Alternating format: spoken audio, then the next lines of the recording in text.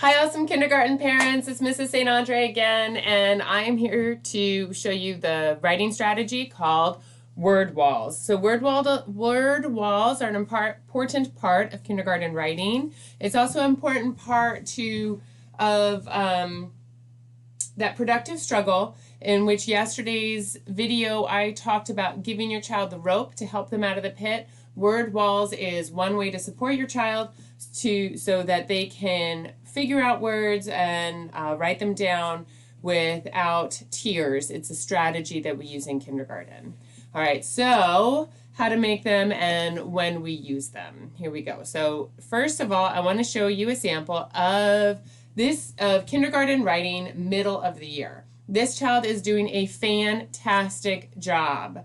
If your child's writing looks like this, thumbs up, keep working, keep fine-tuning. If your child's writing doesn't look like this, that's okay. This is our goal. I'm sharing this just so you know what the goal is and what the teachers are wanting as an example of what we should be looking at. So as you can see, in good kindergarten writing at this time of year, we want to have detailed pictures. So this child has spent time adding a detailed picture. Could she add more? Yeah, she could. She could have added grass and flowers and all of those things, but this is really very well detailed. So the dog, they have ears, has a little face on them. You can see the eyes and the smiley face. Fantastic work. There's the sun, there's multiple parts, and the child used different pictures. Now, the reason why we need detailed pictures is that is your child's way of formulating their idea. They might have started this writing piece without an idea of what they wanted to do, and as they went on, they got an idea, and their child now knows what they're going to write about. I call this piece the buy-in.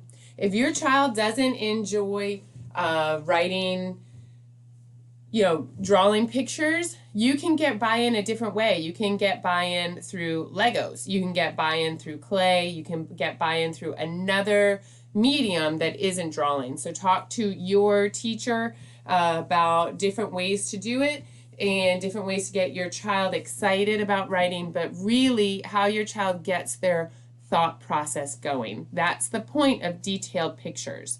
We want detailed pictures so that we can encourage children to think about their thoughts for longer and more sustained time. Now, this child worked on her detailed picture, and now she's into labeling. She did a fantastic job of phonetically sounding out the word. In yesterday's Parent Corner, I modeled what sounding out a word looks like. And this child was able to do it independently. Your child might still need that support. They might still need you to sound out the word really slow so they can count the words. But what it looks like is here. This child did this. They said dog. They drew a picture of a dog. They knew that's what they wanted. And then they went, this is what sounding out looks like. D, o, g. Hearing every single sound. That's number one. If your child can't do that yet, you might want to do it with them. You model it and then have them do it. It's counting out the sounds. D, o, g. And putting the sounds in order. D, o, g. And writing those sounds in order from left to right in a line. Some children, that's an important part of labeling. So this child did that for 4 different words, for dog, sun, cloud, and girl. Now, as you see, cloud, girl, and sun are not written the way that an adult would write them, but those are the sounds a child heard, and that child did it independently. That child should be kissing their brain. They made connections, and they understand how to blend a word and how to connect those sounds. Fantastic. That's the difficult part in labeling. Now, when that child was done labeling, they went in to write their simple sentence using sight words and phonetically spelled words. This child relied on the sight words that she has been practicing up until this point of the year. I like, and then she went up to use the words dog. She continued on the sentence, right? Oh, sorry. Right here, the dog see girl. Fantastic job. She used the sight words that she knows and the words she used in the labels. I love it. This is exactly what we're looking for this time of year. Now, I've modeled how we do our phonetic spelling. Let me talk a little bit more about sight words. In kindergarten at Humphreys West Elementary School, we have two different modes of sight words. We have benchmark sight words, which are the words explicitly taught in our curriculum, and we have the ball word champs, or the ball word words. Those are a child-run, family-supported sight word program. Let me talk more about them if you don't know. Now, first of all, for in benchmark,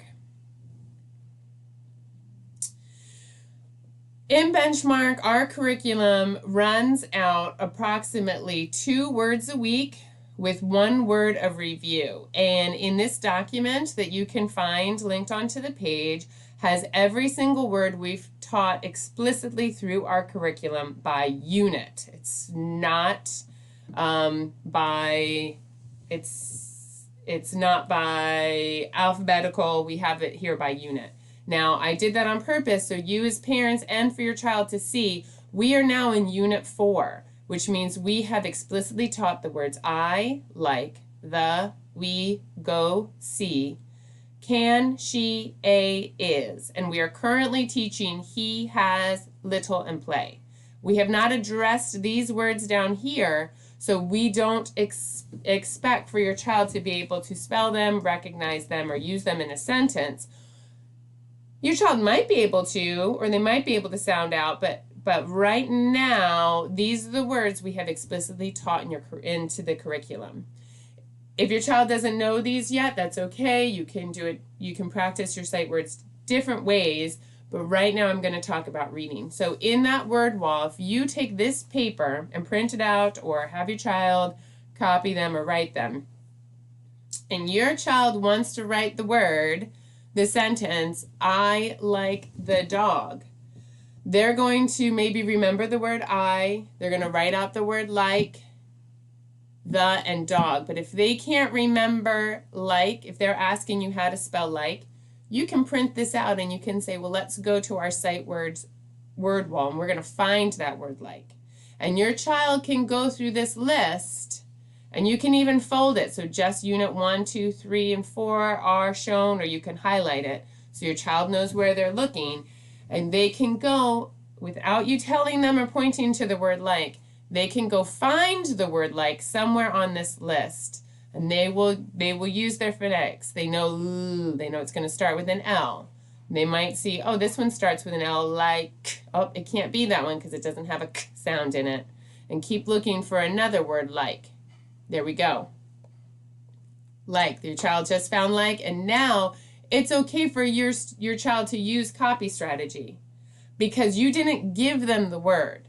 They found the word on the list, they read the word on the list, and now they're going to copy it into their writing so that if they wanted to use this word like, I like, they can copy it from the word wall as long as they found it on their own. And that is the productive struggle part of writing. They need to be able to find the word on their own, make the connection that that's the word, and then they can copy it. Likewise, if this child had just written the word like from memory, L-I-K, I like the dog without that sneaky E, when it comes down to checking your work or revising your work, you can go to this list and you can say, okay, check your sight words. Okay, do you know how to spell like? And they can say, oh, I forgot the E. And they'll write that down. That process will also help them in their writing and recognizing that sight word as they get into reading fluently. Now, we have a second word list. This is the ball words. Now, this isn't the list. It doesn't look like this. What happens and what we've been doing in the classroom, and each teacher will continue this program in their own way as we're in remote learning. But in the classroom, if your child has gotten top banana or has shown their teacher that they know the letters fluently, then they get the next list. The first list is baseball words. Your child might not be on the ball word program yet. They might still be working on their fluent letters. That's okay. But once we have this list, there's baseball list, they'll have this first. And they're working on mastering these sight words. You can print this out and your baseball words can become a word wall list where your child can check for the word you or said. This is a really hard one. A lot of kids don't know how to write that. If they write out the word, I said no, and they wrote it S-E-D, go ahead, let them write that out. But when it comes time to going back and checking the word, you can say, okay, let's check our baseball words. And they can find the word said and realize they didn't spell it right. Now, depending on where your child is, you can print out your baseball words or your soccer words, basketball words. This is a lot more. I'm going to just scroll down so parents know how many more sight words there are available than what we explicitly teach in our curriculum. That's fine. We have this, the Ball Word program is designed to have is designed to go at your child's pace.